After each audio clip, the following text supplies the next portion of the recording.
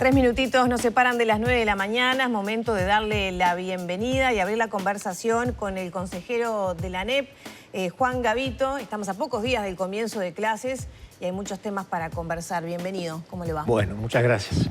Bueno, ¿cómo vienen estos días previos? ¿Qué perspectivas hay para el comienzo de este año lectivo?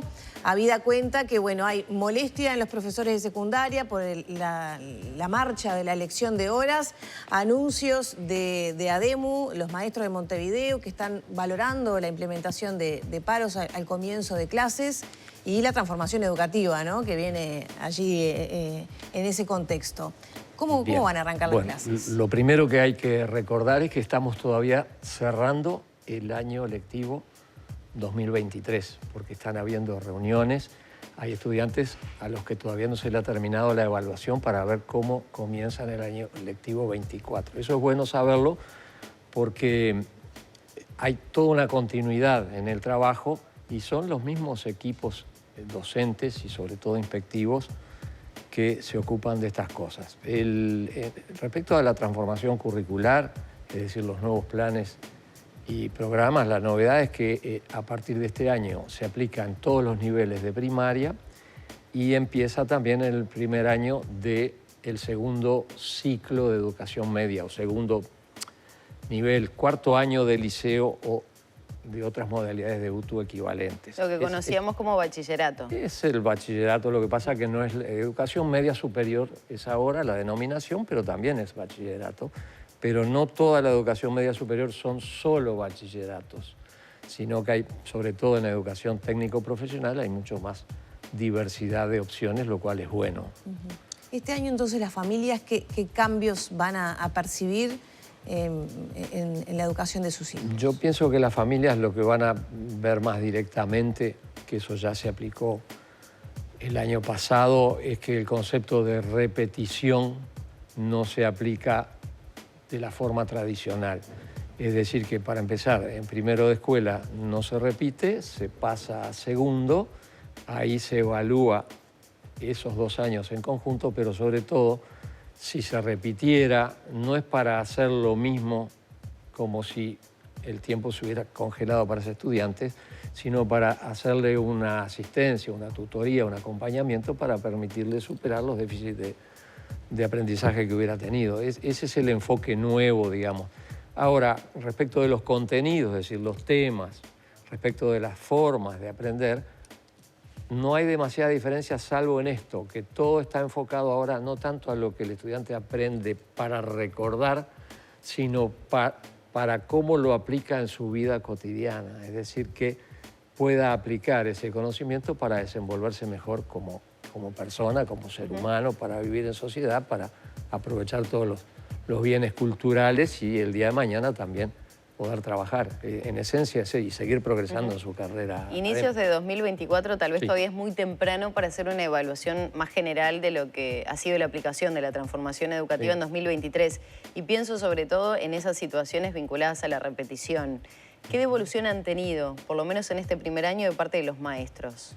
Bueno, en realidad la devolución nos la hacen los cuerpos técnicos, porque siempre yo recuerdo que nosotros somos autoridades políticas, pero debajo nuestro hay autoridades técnicas, es decir, personas de carrera formada que han concursado, que están en los cargos de responsabilidad. Inspectores, por ejemplo. Por ejemplo, inspectores, que son los que sustentan el sistema, que estaban antes de que nosotros llegáramos, que van a estar después que nosotros nos vayamos, y que de alguna manera son los que hacen las propuestas en relación a qué cambios o qué modificaciones haya que hacer. ¿Con qué se han encontrado los inspectores? Nosotros no hemos tenido un planteo que nos diga esto fue horrible, desastroso, vuelvan atrás. Al contrario, todos los planteos refieren a que hay que reforzar los aprendizajes y en esa línea que yo les decía, es decir, que esa fórmula por la cual se considera a todos los estudiantes iguales ya es algo que tiene que estar superado, porque hay personas diferentes, con ritmos de aprendizaje diferentes, con tiempos de maduración diferentes, y entonces requieren de tratamiento diferente, y eso es lo que se está tratando de implementar. Claro, creo que esa visión quizás ya estaba instalada antes, ¿no? Solamente que a veces los recursos no dan, porque si tiene una maestra 20, 25 niños, es difícil darle, digamos, lo que cada uno precisa pormenorizadamente, sobre todo en escuelas donde puede haber otros factores sociales que están jugando su rol allí, que todos sabemos también cuánto influyen en el desempeño educativo de un niño o una niña. ¿Están disponibles esos recursos a partir de este año? Para empezar, ya había estrategias en las administraciones pasadas destinadas a eso, maestros más maestros, equipos de apoyo, equipos de escuelas disfrutables, por ejemplo, maestros comunitarios. Entonces, es una tendencia que es política de Estado.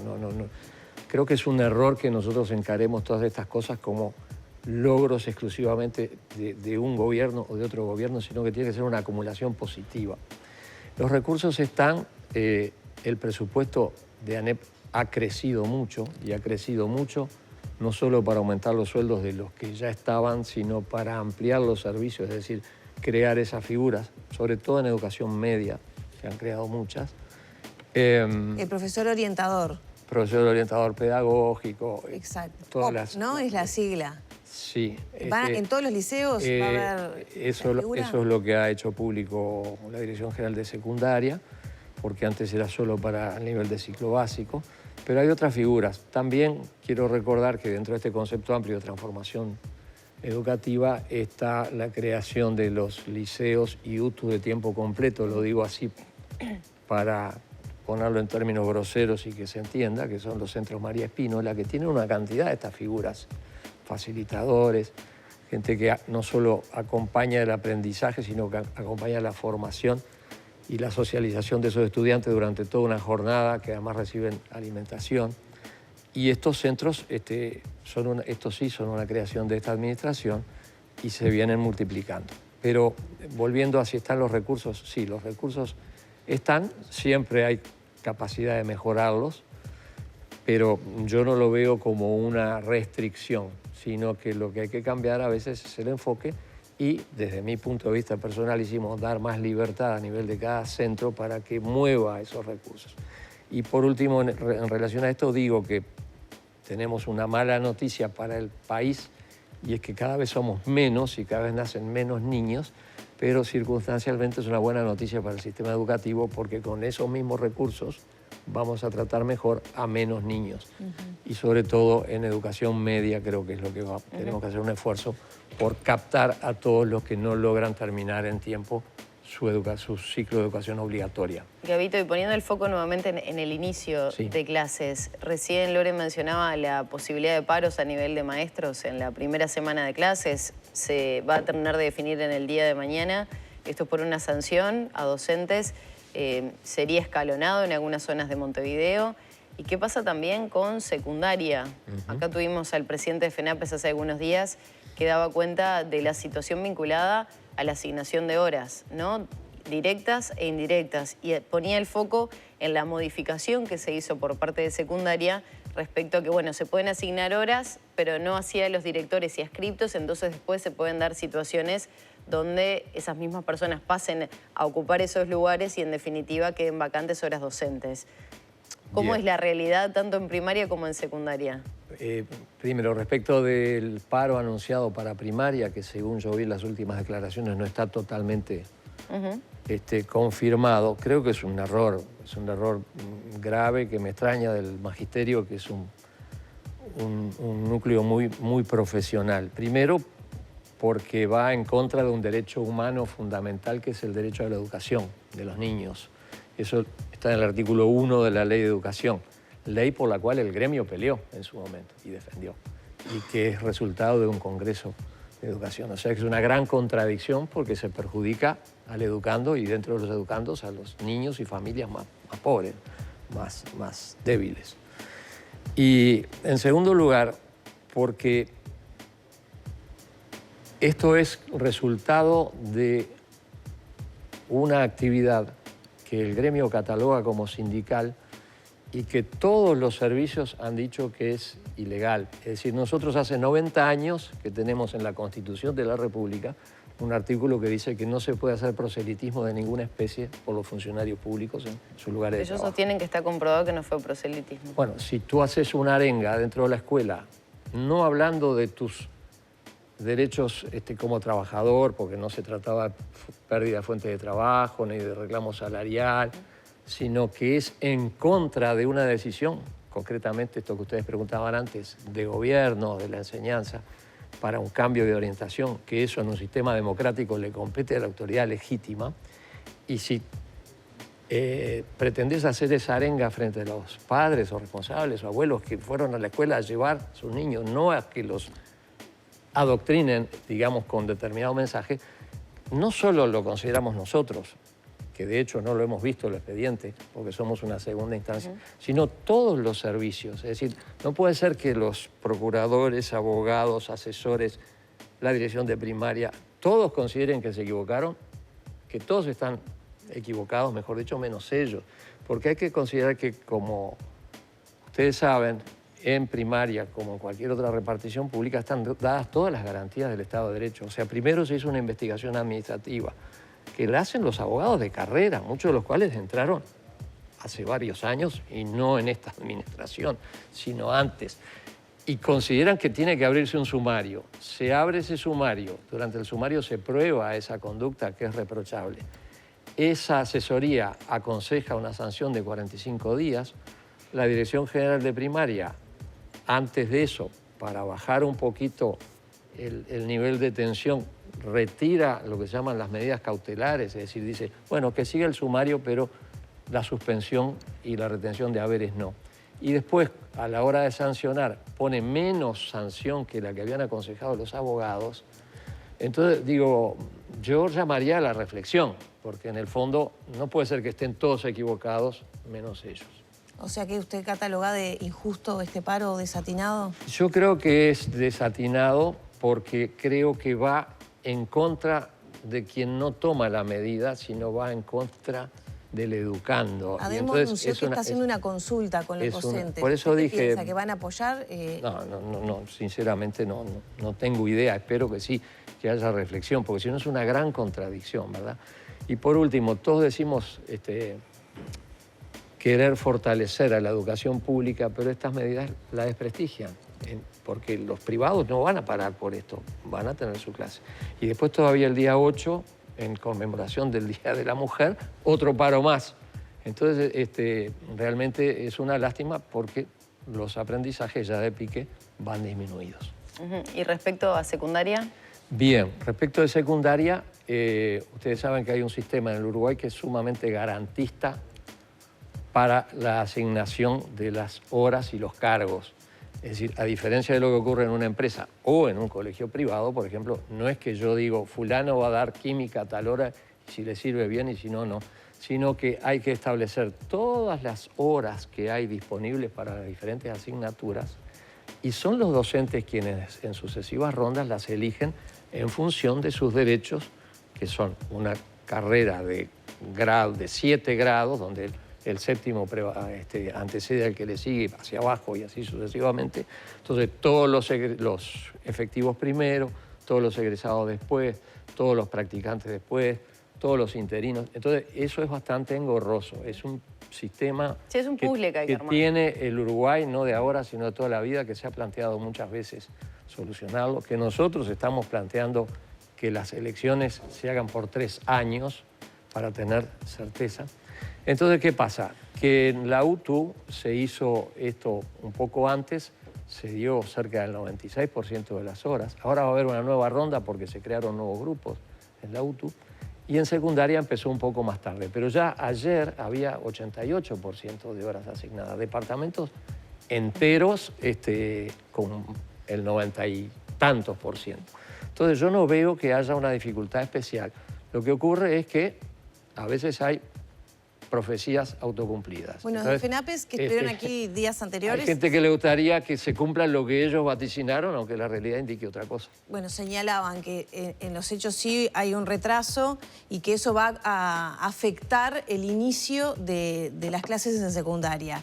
Por un lado, las autoridades dicen que tiene que ver con concursos que se dieron. Según FENAPES, ese no es un argumento válido porque son divisiones diferentes de la Administración de Educación que trabajan unos en concurso y otros en el tema de la asignación de horas docentes.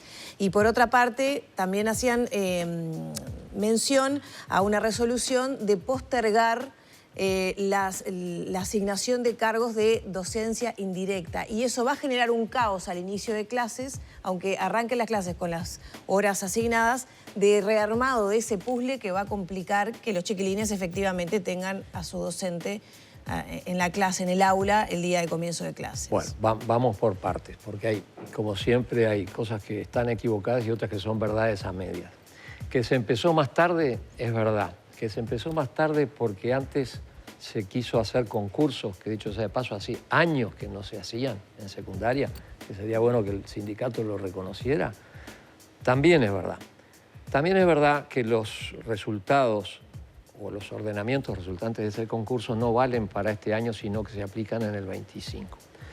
Pero, digo yo, como me refería antes en relación a primaria, son las mismas personas. Es decir, tenemos un organismo que tiene 66.000 funcionarios, pero los equipos técnicos y directivos y de inspección, como bien decías tú, son las mismas personas que están abocadas a muchas cosas, que yo aprovecho a agradecerles públicamente porque son gente que es desconocida por el común de la ciudadanía y son los que sustentan el sistema. Entonces, esa gente estuvo desbordada, pero a pesar de eso, con un trabajo muy denodado, como dije, han llegado al día de ayer a un 88% y van a llegar correctamente para, según nos informó la directora general de secundaria, para el inicio de los cursos. Y siempre va a haber cambios como los ha habido toda la vida, porque la gente tiene la libertad de moverse y de optar.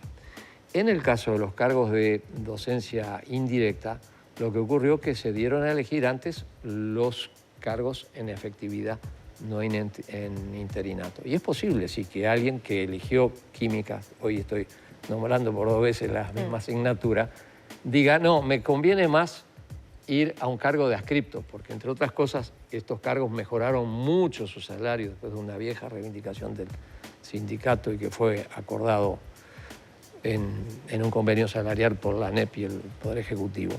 Porque obviamente tengo el horario fijo, porque no tengo que preparar clases, porque no tengo que corregir pruebas. ¿Y por qué se cambia la modalidad entonces? Y demás, es la duda que queda un poco entre todos.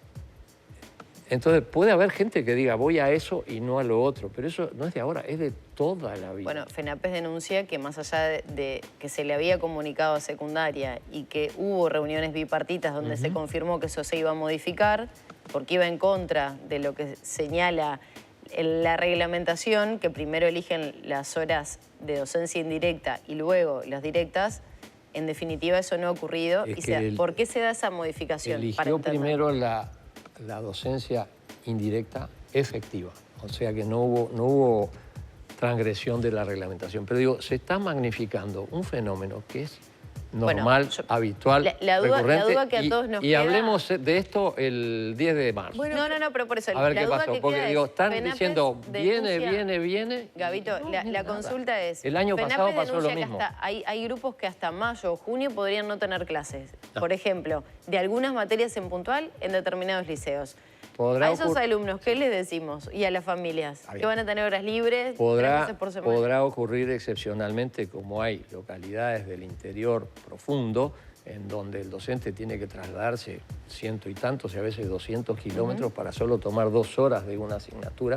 Y hay mucha gente que no tiene que ver eso con la ronda o el momento de elegir, sino que tiene que ver con la disponibilidad o no de docente. Esto ha pasado en la UTU también. Claro, pero cuando hablamos de derechos fundamentales para los alumnos a nivel de la educación, de derechos fundamentales, esos chiquilines no van a tener su derecho fundamental cubierto. Pero no es una decisión de ahora, es una realidad social del Uruguay. Justamente nosotros estamos planteando que no haya ni un niño ni joven en las calles o en la vereda, sino que cuando haya una hora vacante porque el profesor faltó, porque también hay muchas faltas con aviso y sin aviso. O sea, no es que la gente no tomó las horas, sino que las tomó y no las cumplió. Que otro docente, o el adscripto, o el que fuere, tome esas horas. O que el director de ese centro, como ya ocurrió en el pasado, tenga la potestad de designar porque haga prevalecer el derecho del estudiante antes que el supuesto derecho de alguien que dice yo estoy esperando que me ofrezcan esas horas y mientras tanto el chiquilín está en banda. Pero eso no tiene que ver con esta decisión de estos días, es una realidad del Uruguay y es excepcional, quiero decir. Y quiero terminar este capítulo, por lo menos de mi punto de vista, que el año pasado también se vaticinaron cataclismos y nada de eso ocurrió y se empezó las clases con bastante normalidad. Aprovechamos porque llegan muchas consultas cuando Sí. hablamos de educación. Por ejemplo, una consulta que han sacado asignación de horas nocturnas en UTU.